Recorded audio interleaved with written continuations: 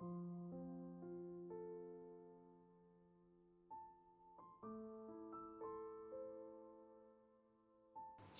Bapak Ibu yang terkasih di dalam nama Tuhan kita Yesus Kristus. Sungguh ini adalah kesempatan yang baik kita terus beribadah. Walaupun di tengah-tengah keadaan yang tidak memungkinkan kita bisa beribadah online. Ini merupakan sebuah kesempatan yang indah, kesempatan yang baik, kesempatan yang agung buat kita. Mari kita akan terlebih dahulu berdoa dulu sebelum kita akan mendengarkan firman Tuhan. Mari kita berdoa. Tuhan, kami bersyukur buat kasih setiamu yang tidak pernah berkesudahan dalam kehidupan kami. Kami bersyukur memiliki Allah yang hebat seperti Engkau, Allah yang tidak pernah meninggalkan kami, Allah yang senantiasa menolong kami tepat pada waktunya. Kami bersyukur kalau ada kesempatan untuk kami bisa beribadah bersama-sama.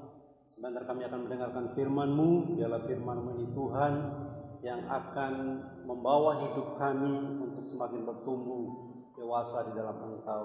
Berkati hamba-Mu, berkati kami semua juga yang akan mendengarkan kebenaran firman-Mu, supaya kami boleh bertumbuh bersama-sama. Di dalam nama Tuhan Yesus Kristus, Tuhan dan Juru Selamat kami yang hidup, kami sudah berdoa kepada Engkau. Haleluya.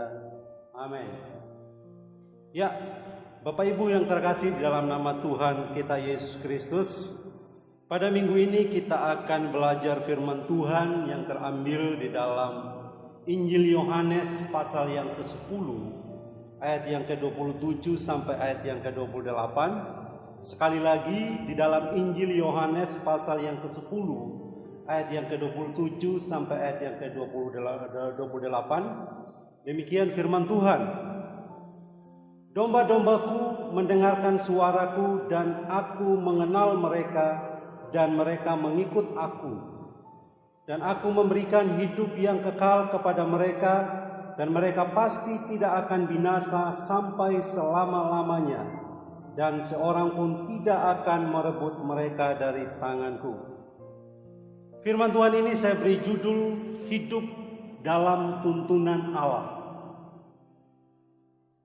Kita sebagai umat Allah, kita perlu apapun keadaan kita, apapun kondisi kita, bahkan termasuk kondisi saat ini, kita harus dituntun oleh Allah supaya kita bisa melewati keadaan atau masa-masa yang sukar ini. Kalau kita belajar dari tokoh Alkitab, banyak tokoh Alkitab yang berhasil menuju ke tujuan yang benar, dan bahkan mereka memperoleh kemenangan oleh karena mereka dituntun oleh Allah. Kalau kita belajar tentang Nuh, bagaimana Allah menuntun Nuh, dan Nuh akhirnya selamat dari air bah. Bagaimana Allah menuntun dia untuk membuat perahu dan diselamatkan di tengah-tengah angkatan yang tidak benar. Jikalau kita belajar tentang Abraham, bagaimana Abraham keluar dari negerinya untuk menuju ke suatu tempat yang dia sendiri tidak tahu, dan sampai kepada tujuan itu, kepada tempat itu hanya karena tuntunan Allah. Dan bahkan ada begitu banyak tokoh, dan semua tokoh yang tertulis di Alkitab, kita bisa melihat kisahnya bagaimana mereka hidup dituntun oleh Allah, dan setiap mereka menyerahkan diri dituntun oleh Allah, mereka memperoleh kemenangan di dalam tuntunan itu. Dan pada bagian ini pun kita belajar, bahkan di dalam keadaan kita yang kita alami sekarang ini, kita harus hidup dituntun oleh Allah. Kita akan belajar beberapa hal pada bagian ini, bagaimana caranya harusnya kita memberi diri dituntun oleh Allah. Kalau kita kembali membaca di ayat yang 27, di situ dikatakan, domba-dombaku mendengarkan suaraku dan aku mengenal mereka, dan mereka mengikut aku. Untuk kita dituntun oleh Allah di dalam hidup ini, di dalam keadaan kita sekarang ini, di tengah-tengah COVID-19, apalagi di dalam tatanan hidup baru atau yang disebut dengan new normal. Yang pertama adalah bahwa Tuhan mau supaya kita terus mendengar suara Allah dan mengikuti Dia dengan taat dan setia. Jelas di dalam firman dikatakan bahwa domba-dombaku, siapa domba-dombaku? Domba-dombaku itu adalah orang yang percaya, umat Allah. Dia katakan bahwa mendengar suaraku dan aku mengenal mereka dan mereka mengikut aku. Ada kata bagaimana domba itu harus mendengar suara Allah dan juga harus mengikut suara itu. Luar biasa. Bapak Ibu, saudara-saudara yang dikasihi Tuhan, jika kita orang percaya yang mau dituntun, maka langkah pertama yang harus kita lalui adalah harus mendengar suara Allah dan mengikuti suara ini. Saya sangat percaya mungkin kita mendengar begitu banyak suara ketika kita berada di tengah situasi atau di tengah krisis, bahkan di masa yang sangat sukar, di masa duka cita. Ada begitu banyak suara yang mungkin akan berbisik atau mungkin memberikan saran kepada kita. Coba kamu lakukan A, kamu coba lakukan B, atau lakukan yang lainnya. Berupaya memberikan jalan keluar bagi persoalan kita. Tetapi firman Tuhan pada minggu ini memberitahukan kepada kita bahwa ada satu suara yang pasti akan menuntun kita untuk bisa melewati masa-masa yang krisis ini, untuk memperoleh kemenangan itu, yaitu suara Allah. Kenapa? Suara Allah itu memberikan jaminan bagi kita. Kalau kita membaca di ayat yang sebelumnya, di pasal 10, ayat yang ke-11 dan ayat yang ke-12, di situ dikatakan, akulah gembala yang baik. Gembala yang baik memberikan nyawanya bagi domba-dombanya. Sedangkan seorang upahan yang bukan gembala dan yang bukan pemilik domba-domba itu sendiri, ketika melihat serigala datang, meninggalkan domba-domba itu lalu lari, sehingga serigala itu menerkam dan mencerai-beraikan domba-domba itu. Yesus Kristus sendiri memberitahukan kepada kita bahwa Dia adalah gembala yang baik. Dia adalah pribadi yang begitu maha baik. Dalam kebaikannya itu bahkan Dia rela memberikan nyawanya untuk domba-dombanya, untuk umatnya. Jika Dia sudah menjamin kita, bahkan Dia akan rela memberikan nyawanya, maka yang Dia mau adalah dengarkan suaranya dan ikuti Dia dengan taat dan setia. Kita nggak perlu tanya Allah itu atau kualitas Allah di dalam mengasihi kita. Peristiwa salib menjadi bukti bagaimana kasih yang berkualitas itu, yang disebut dengan kasih agape, yang disebut dengan kasih yang tidak masuk akal itu, telah dinyatakan di atas salib itu sebagai bukti bahwa Dia rela memberikan nyawanya untuk memberikan kepada kita kehidupan yang lebih baik, untuk memberikan kepada kita jaminan kemenangan, jaminan keselamatan, bahwa dosa-dosa kita sudah dihapus.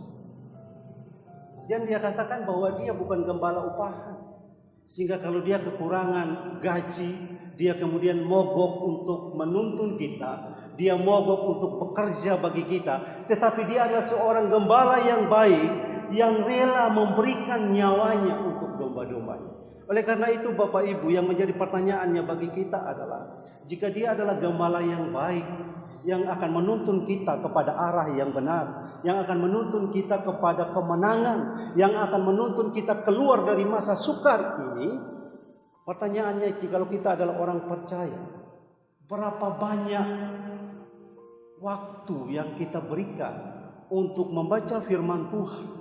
Berapa banyak waktu yang kita berikan untuk berdoa kepada Tuhan manakala kita berada di tengah-tengah persoalan itu?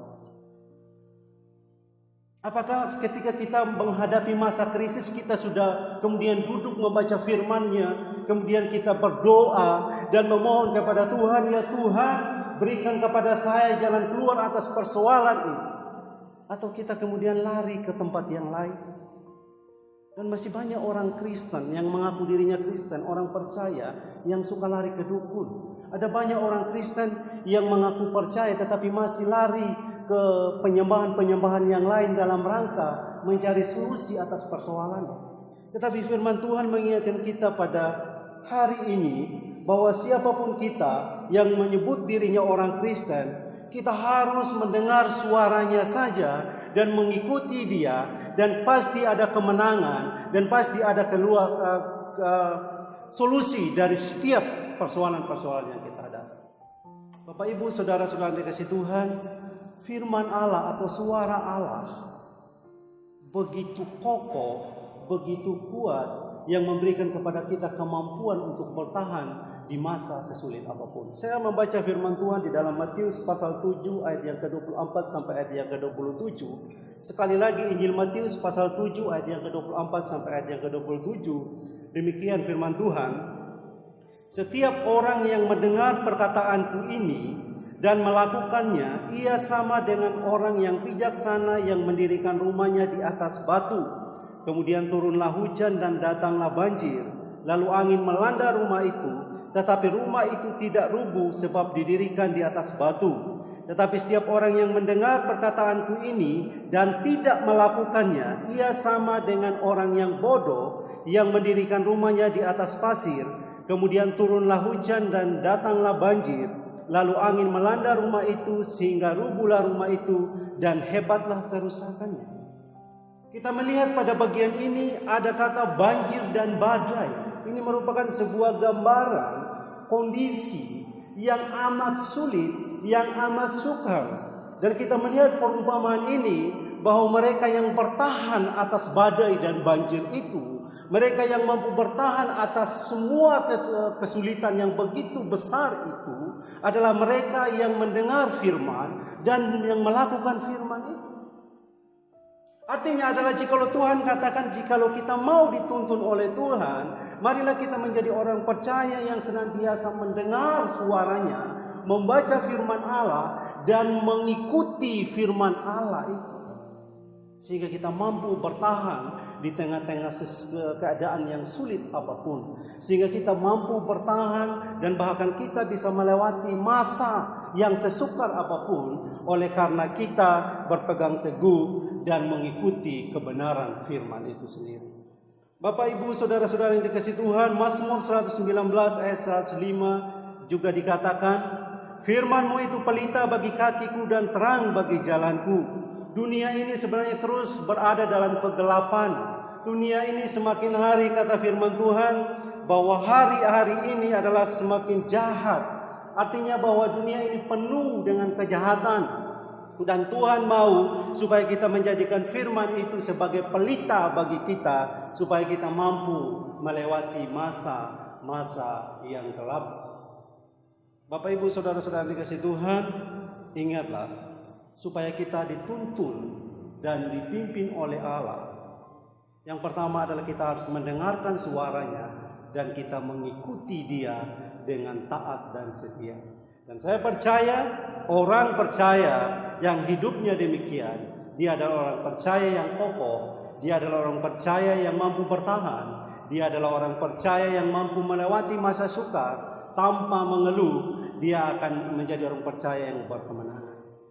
Dan yang kedua, poin yang kedua yang kita pelajari pada bagian ini, bagaimana Allah menuntun hidup kita, juga dikatakan di ayat yang ke-27, domba-dombaku mendengarkan suaraku dan aku mengenal mereka. Yang kedua adalah, poin yang kedua adalah bahwa Allah sangat mengenal kita. Kata yang dipakai di dalam bahasa asli, kata mengenal itu berbicara bagaimana Allah mengenal kita dengan sempurna. Apa yang Allah kenal untuk kita? Yang Allah kenal adalah bahwa segala keadaan kita Allah tahu dengan sempurna. Allah mengenal pergumulan kita, Allah mengenal beban kita, Allah mengenal kebutuhan-kebutuhan kita. Ya mungkin saya berkata bahwa saya ini lebih mengenal diri saya sendiri daripada orang lain mengenal saya. Atau mungkin saya berkata, kalau ada orang yang memfitnah saya akan berkata saya bukan orang yang seperti itu. Anda hanya bisa menilai saya dari jauh, tetapi saya akan lebih mengenal diri saya daripada Anda.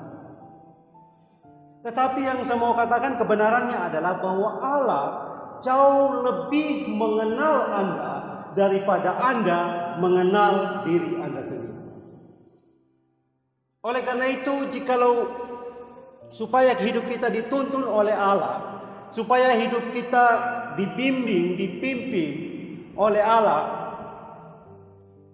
kita harus pertama-tama mendengarkan suaranya dan mengikuti Dia dengan taat dan setia. Allah sangat mengenal setiap pribadi, orang percaya atau umatnya.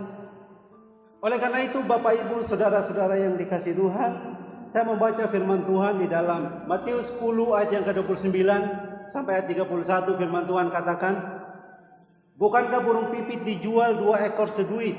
Namun seekor pun daripadanya tidak akan jatuh ke bumi di luar kehendak Bapamu.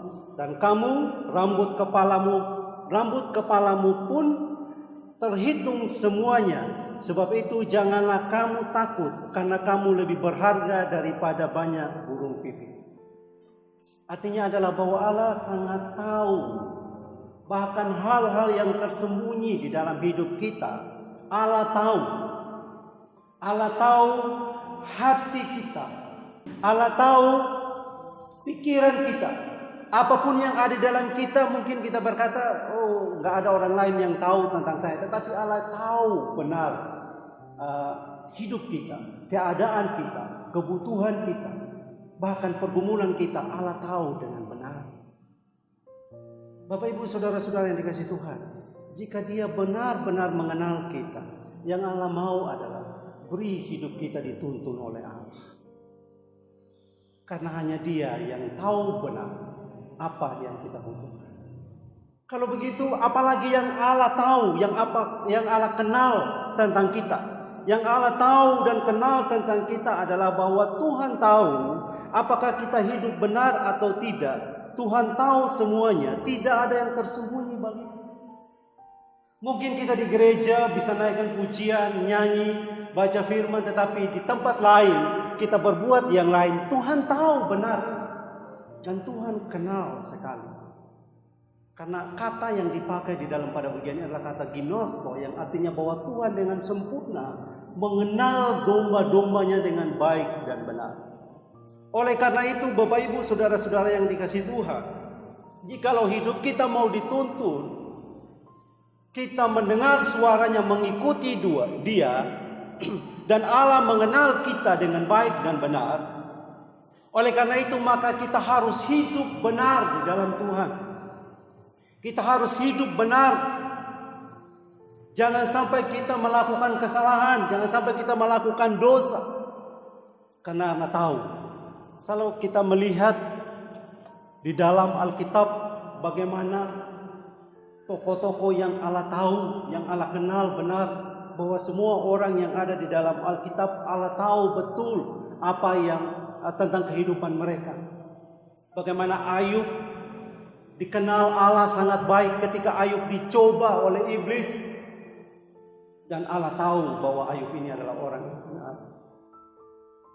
Bagaimana Abraham dikenal baik oleh Allah, dan Allah tahu bahwa Abraham layak dikatakan sebagai bapa orang beriman. Bagaimana Lot dikenal baik oleh Allah, dan Lot disebut orang benar dan diselamatkan ketika Sodom dan Gomora dibinasakan. Artinya bahwa di tengah-tengah manusia yang begitu jahat, di tengah-tengah keadaan yang begitu sulit, Allah sangat tahu dan Allah sangat mengenal umatnya yang hidup dalam kebenaran.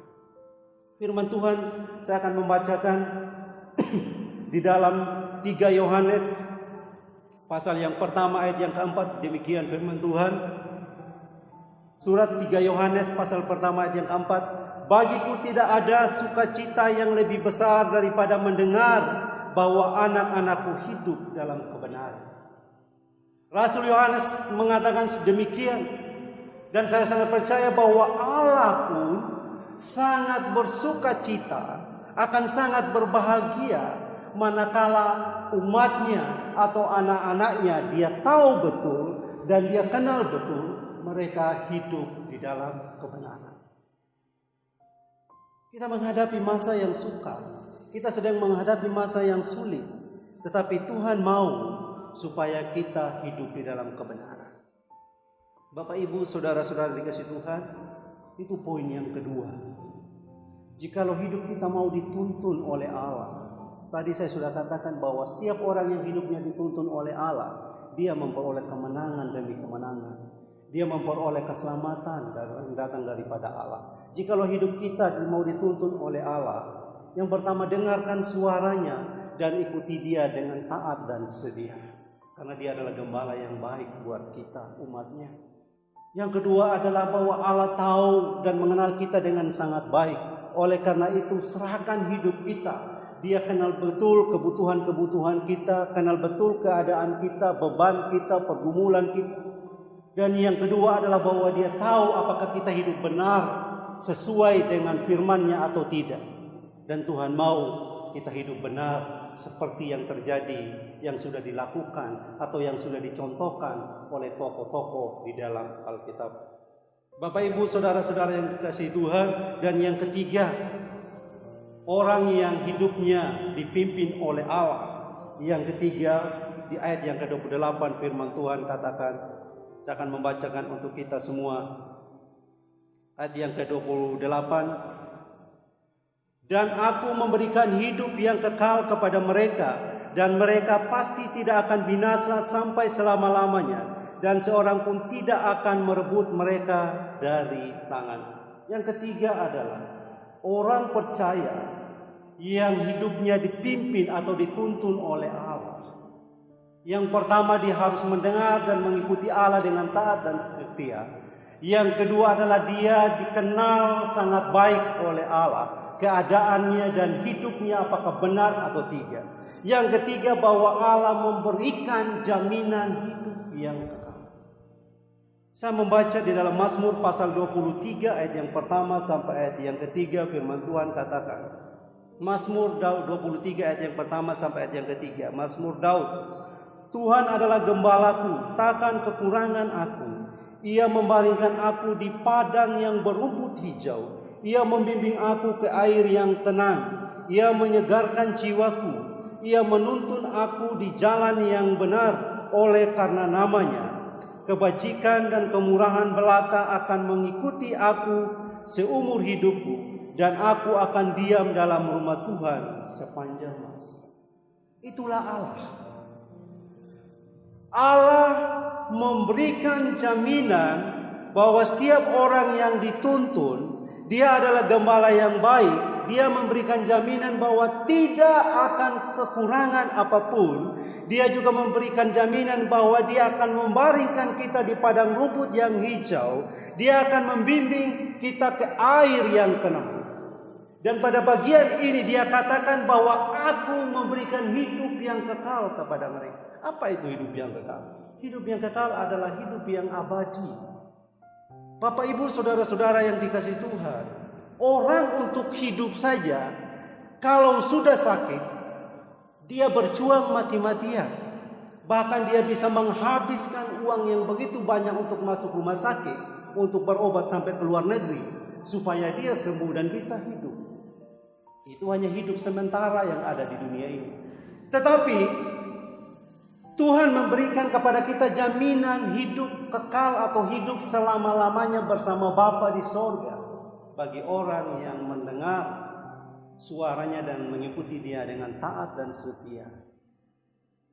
Dia memberikan jaminan, katakan bahwa memberikan hidup yang kekal dan mereka tidak akan binasa. Artinya tidak akan binasa berbicara bahwa hidup itu bukan hanya sekedar sementara, tetapi hidup itu terus menerus, kita tidak akan pernah mati. Hari ini jikalau Bapak Ibu ada yang mendengar firman Tuhan, tetapi saudara ragu tentang iman saudara kepada Yesus Kristus, apakah saya ini akan memiliki hidup yang kekal? Saya mau katakan bahwa setiap saudara yang percaya kepada Tuhan Yesus Kristus sebagai Tuhan dan Juru Selamat, setiap saudara yang menjadi umat perjanjian, yaitu umat yang sudah telah ditebus oleh Kristus di atas kayu salib, dia adalah gembala yang baik yang telah memberikan jaminan bahwa saudara yang percaya dan mendengar suaranya dan mengikuti dia dengan taat dan setia, dia akan memberikan jaminan bahwa saudara akan mengalami kehidupan yang kekal bersama dengan dia di dalam kerajaan surga. Jika saudara ragu, saya mau katakan hari ini percaya dengan sungguh-sungguh dan terima, maka saudara akan memperoleh hidup yang kekal bersama Bapa di sorga. Dan dia tidak hanya sekedar menjamin bahwa hidup yang diberikan tidak akan binasa, tetapi juga di ayat ini dia menjamin bahwa tidak seorang pun merebut kita dari tangan Allah. Wow, luar biasa jaminan yang diberikan oleh Allah bagi setiap orang yang percaya dan yang mau dituntun oleh Allah. Roma 8 ayat 35 sampai ayat 39 saya akan membacakan untuk kita semua. Roma 8 ayat yang ke-35 sampai ayat 39. Siapakah yang akan memisahkan kita dari kasih Kristus? Penindasan atau kesesakan atau penganiayaan atau kelaparan atau ketelanjangan atau bahaya atau pedang? Seperti ada tertulis, oleh karena engkau kami ada dalam bahaya maut. Sepanjang hari kami telah dianggap sebagai domba-domba sembelihan. Tetapi dalam semuanya itu kita lebih daripada orang-orang yang menang oleh Dia yang telah mengasihi kita. Sebab aku yakin bahwa baik maut maupun hidup, baik malaikat-malaikat maupun pemerintah-pemerintah, baik yang ada sekarang maupun yang akan datang, atau kuasa-kuasa, baik yang ada yang di atas maupun yang di bawah, ataupun sesuatu makhluk lain, tidak akan dapat memisahkan kita dari kasih Allah yang ada di dalam Kristus Yesus Tuhan kita. Wow, luar biasa. Jikalau saudara belum percaya kepada Tuhan Yesus Kristus, hari ini percayalah kepada Tuhan Yesus Kristus. Dia sungguh menjamin hidup saudara dan saya. Orang yang hidupnya dituntun oleh Allah, dia akan memperoleh kemenangan. Setiap orang Kristen yang hidupnya dituntun Allah akan mendapatkan jaminan pasti dari Allah. Oleh karena itu, saya kembali ingatkan, terus dengarkan suara Allah melalui firman-Nya, ikuti dengan taat dan setia. Allah sangat mengenal domba atau umat-Nya yang setia mendengar dan mengikutinya. Dan yang ketiga, Allah pasti memberikan jaminan hidup yang kekal bagi kita. Amin. Mari kita berdoa. Tuhan, kami bersyukur buat firman-Mu pada minggu ini. Biarlah firman ini Tuhan akan menjadi rema bagi hidup kami, dan Roh Kudus akan menolong kami supaya kami mampu melakukan kebenaran firman-Mu. Kami bersyukur bahwa kami boleh mendengar firman-Mu, bahwa Allah ketika menuntun hidup kami atau kami memberi hidup kami dituntun oleh Allah, ada sebuah jaminan yang luar biasa yang disediakan oleh Allah. Kami bersyukur memiliki Allah yang menjadi gembala yang baik. Kami rindu belajar untuk mendengarkan suara-Mu di dalam kebenaran firman-Mu dan mengikuti Engkau dengan taat dan setia. Karena kami tahu bahwa Allah sangat mengenal kami dengan baik. Dia tahu kebutuhan kami, Dia tahu segala sesuatu yang kami perlukan, dan Tuhan pasti mencukupi segalanya, dan juga Tuhan akan menjamin hidup yang kekal bagi kami. Terima kasih Tuhan, berkati firman-Mu, berkati kami semua yang mendengarkannya. Dan biar melalui firman ini kami akan bertumbuh dewasa di dalam iman percaya kami. Di dalam nama Tuhan Yesus Kristus, Tuhan dan Juru Selamat kami yang hidup, kami sudah berdoa kepada Engkau. Haleluya. Amin. Shalom Bapak Ibu Saudara kasih dalam Tuhan. Puji Tuhan, kita sudah bersama-sama mendengarkan firman Tuhan yang disampaikan oleh hambanya Bapak Pendeta Nelis. Terima kasih Pak Nelis, Tuhan berkati. Saya percaya kita semua yang sudah mendengar diberkati oleh firman Tuhan.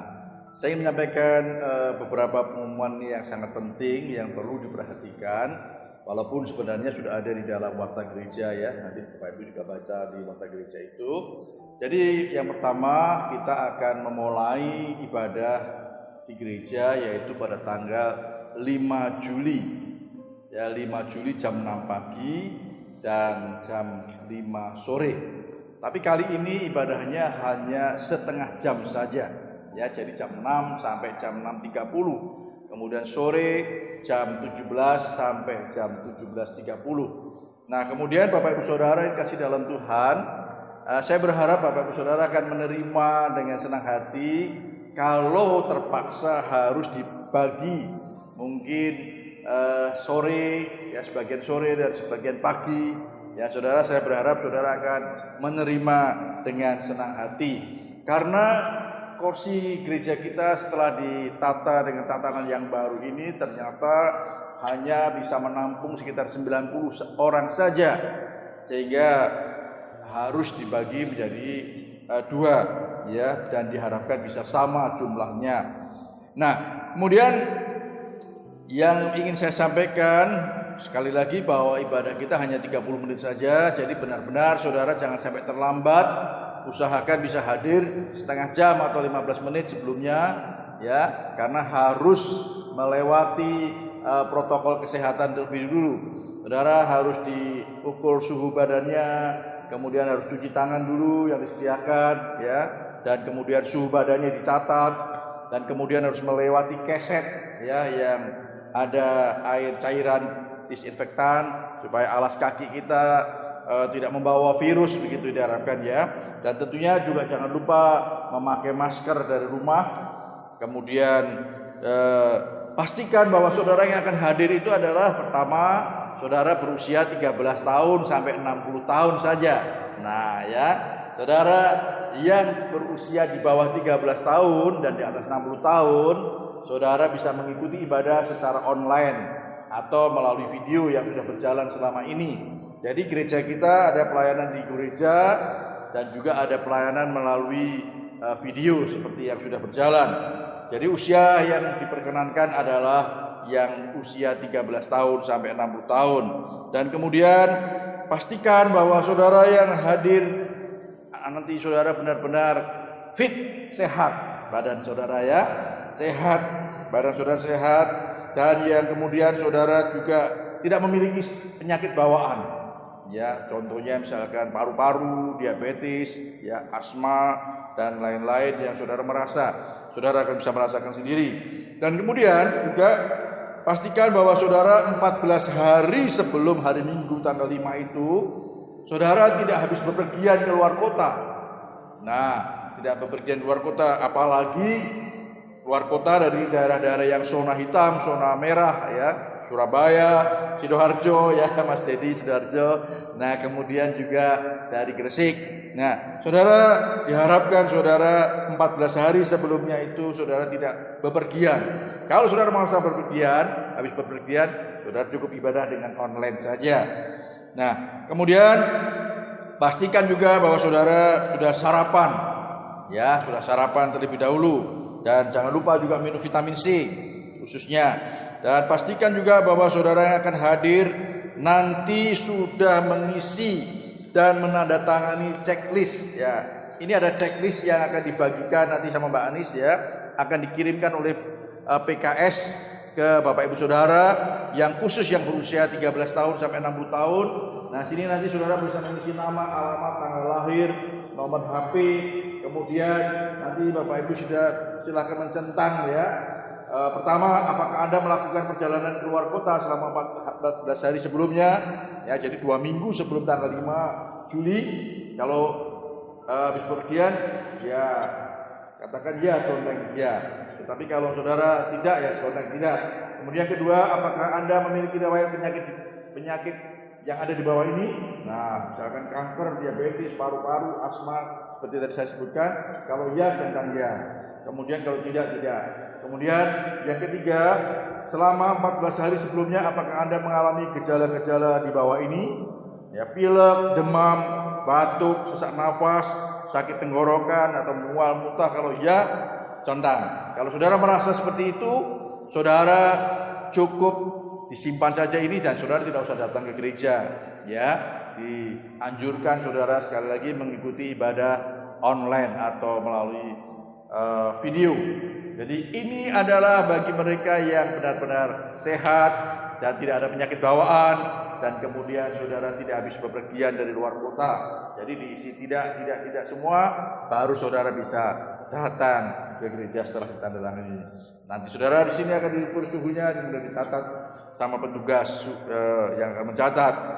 Dan kemudian disarankan kalau saudara memang benar-benar sudah siap untuk datang beribadah ke gereja, saudara disarankan untuk tidak memakai perhiasan ya. Jam tangan pun kalau bisa jangan usah ya.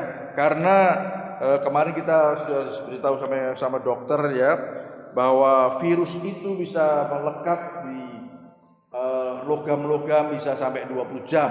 Jadi sebaiknya kita hindari, kita nggak usah bawa pakai logam yang lain. Kemudian tentunya juga kita harus, tadi sudah saya kasih tahu bahwa kita harus memakai masker, ya, kemudian juga selalu menjaga jarak, menghindari berkerumun, ya. Kemudian juga diharapkan setelah selesai ibadah, Bapak Ibu Saudara tidak mampir-mampir ya ke mall atau ke pasar. Bapak Ibu pulang langsung sampai di rumah, mandi, kemudian baru kalau mau bepergian silahkan. Itu yang diharapkan. Jadi semuanya ini Bapak Ibu Saudara perhatikan, tujuannya adalah untuk menjaga kesehatan kita masing-masing. Ya, tujuannya bukan mempersulit. Sekali lagi, bukan mempersulit, tetapi untuk menjaga kesehatan kita masing-masing supaya kita tidak terpapar ya virus corona yang kita tidak tahu saat ini banyak ada di sekitar kita mungkin ya. Oleh sebab itu, mari sekali lagi bukan untuk tujuan melarang Bapak Ibu Saudara beribadah, tetapi kita di orang Jawa bilang diemang ya, supaya kita tetap sehat dan bisa melayani Tuhan bersama-sama. Puji nama Tuhan. Saya kira itu yang saya sampaikan. Jadi apa yang dikhotbahkan hari Minggu di gereja itu sama dengan apa yang Bapak Ibu saksikan juga di video ya, yang melalui WA. Puji nama Tuhan. Saya berharap Bapak Ibu Saudara tetap semangat ya, nikmati saja dan syukuri ya apapun yang sedang terjadi saat ini. Kemudian seperti biasa setiap hari Minggu gereja juga selalu dibuka jam 9 pagi sampai jam 12. Silakan Bapak Ibu Saudara bisa datang untuk memberikan persembahan baik perpuluhan ataupun persembahan kaum wanita, persembahan sekolah minggu, persembahan kaum muda, ya, persembahan kaum pria, ataupun pembangunan, ataupun misi. Silakan saudara, silakan hadir. Nah, satu hal yang ingin saya sampaikan yang perlu diperhatikan, jikalau Bapak Ibu Saudara mengadakan ibadah di rumah, ya, bersama dengan jemaat yang lain, ya, sekali lagi kita tidak melarang, kita senang saja kalau Bapak Ibu Saudara mengikuti ibadah hari Minggu bersama-sama melihat video di rumah, ya, kemudian dengan jemaat yang lain, tapi tetap harus mengikuti protokol kesehatan. Selalu pakai masker dan jaga jarak, ya. Kemudian selalu cuci tangan dengan sabun, ya. Jangan berkerumun, jangan menggerombol, hindari perkerumunan, ya. Dan nanti saya kira para PKS bisa mengatur akan hal ini supaya juga tidak terjadi klaster-klaster baik di rumah ya yang dipakai ibadah maupun di gereja kita. Kita sama-sama menjaga Bapak Ibu Saudara. Puji nama Tuhan. Itu yang saya sampaikan. Tuhan Yesus memberkati kita semua. Amin.